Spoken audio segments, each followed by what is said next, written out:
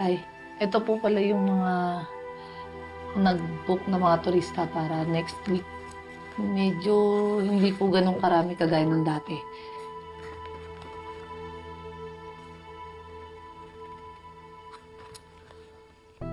Ah, kaya dapat masigasig tayo mag-promote ng daraitan.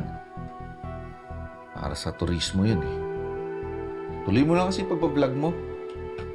Para na sa ganun, makainganyo naman ang mga bibisita.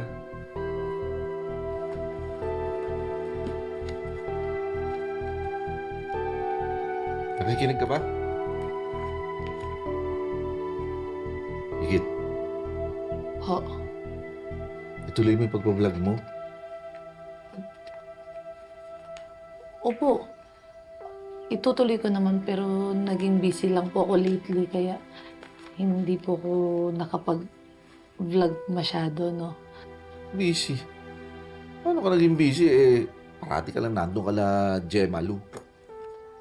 Tsaka, usapan natin didistansya ka lang ng konti kay Tita Rica mo. Halos doon ka na nakatira ka la Gemma Lu. Umuwi ka lang para maligo, magbihis, matulog. Di ba tayo para wala na pong gulo at saka tayo alam ko naman po na may tampo pa kayo sa akin kasi hindi ko po sinunod yung utos nyo na makipag-break ako kay Victor eh. Tsaka para hindi na rin po kami magbangga ni Tita Rica tsaka ni Angela. Teka, kailan bang uwi niyang boyfriend mong foreigner? Ha? Tuloy ba yun? Opo, sabi niya sa akin surprise ka na lang daw po niya eh. Sabihin mo rin sa kanya na maghanda siya dahil kakaliskisan ko siya. At kapag napatunayan ko na hindi magandang intention niya sa'yo, humanda siya sa akin, lagot siya. Opo, oo nga, lagot siya. Sabihin ko nga yan. Teka, sweldo na ng mga tao sa Biyernes. Kailangan mong asikasuhin to sa bangko. Yan. Sige tayo ako nang pumala dito. Siyempre, mas happy ang mga empleyado kapag on time ang sweldo.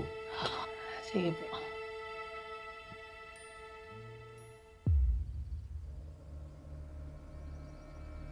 Naku naman, hindi man lang tayo umabot ni kalahati sa 150,000 na kailangan mo, Bish. Hirap na ako. Hindi ko alam kung saan lupalop ng earth ko hahagilapin ko. Kung kulang ko pang pera. Ano? Ano sa tingin mo? Beshi, baka joke o it's a prank na naman to, ha? Oo, sinuggest ko na lumapit ka sa tatay mo. Pero hindi ko naman sinabi na galawin mo yung passbook ng tour company nang hindi nagpapaalam sa kanya. Oo nga. At saka di ba, kausap mo naman si Aming Gani. Ba't hindi mo pa sinabi?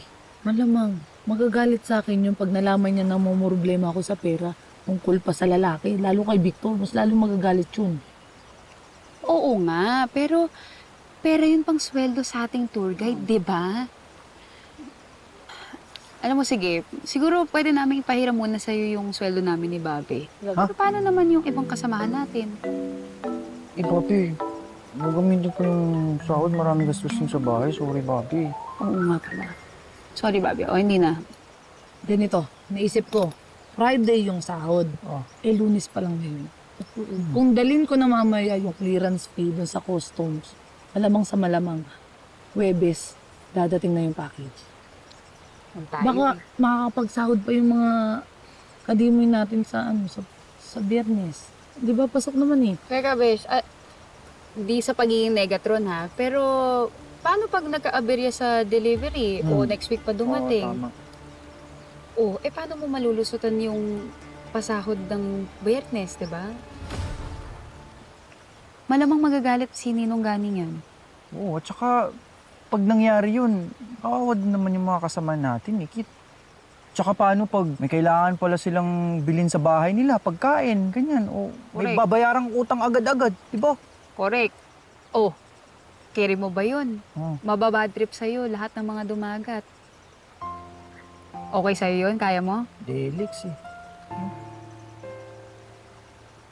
Alam niyo, tama naman kayo eh. Delikadong galawin ko yung passbook.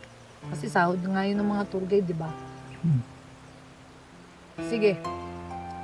Sasabihin ko na lang kay Victor na hindi ko kayang gawan ng paraan yung problema niya. Okay yun. Yan. Most honest ka dyan, Beshi. Apir nga tayo. Yung mga ako. Thank you.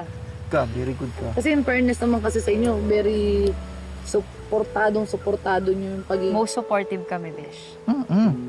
Tama, So tama. far. Ito na lang tropa ko kayo. Ano si Victor? But if a miracle does happen and we're able to set up the clearance fee, I'll still bring the books anyway. Can't wait to see you. Love you, sweetie. Iba talaga yung AI technology ngayon, ano? Yes, buti na lang talaga. Very techy and very resourceful tong daughter dear mo. Ay, nakatulong din na mahilig manood ng news si Brandy. Kaya marami siyang alam tungkol dyan sa mga nagpapalitang love scam. Pero sure ka ba na makukonvince si Ikit na dyan sa video message na yan? At saka, mapapalabas talaga siya ng money for that?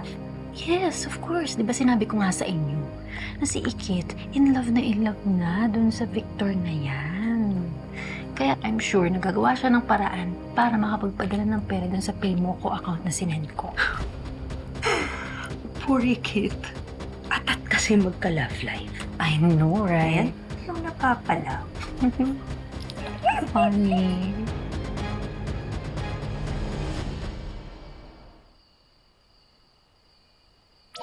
Sweetie, sorry ha. I did my best naman, but I guess my best was not good enough.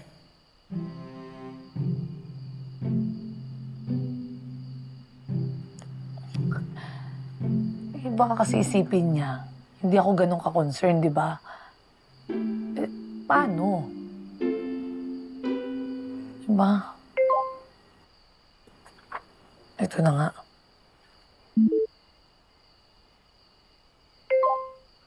Hey, sweetie. I'm already packing for the Philippines trip.